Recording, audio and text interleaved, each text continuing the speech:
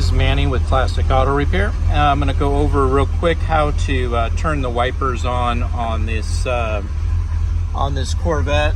Basically, you have a override switch here, which opens the wiper door.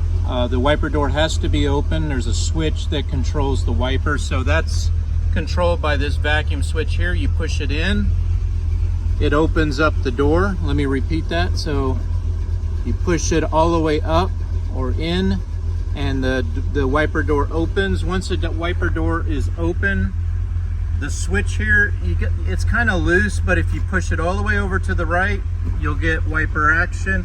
If you don't see it, let me repeat it. So let's say if I move it over part of the way, if it doesn't work, push in on the washer jet, just push in on it, and that will activate the contacts in there. So wipers are working. Just remember, the wiper switch will not work if the wiper door is closed. So in the closed position, if I go over here and turn the wipers on, I won't have any function.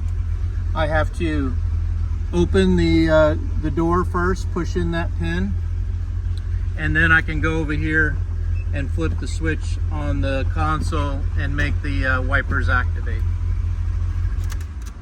Of course, you got to do all this with the car running because you need vacuum to the vacuum switch motors. That's what makes the door open and close.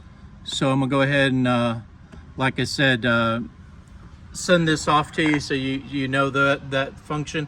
The problem was the power wire to the wiper motor itself was bad. We weren't getting any power to the power motor, and that comes from a limit switch which shows when this door is open or closed.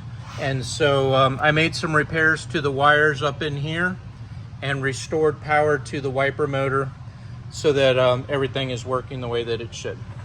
So I'll send this on to you. Thanks for watching. This is Manny with Classic Auto Repair.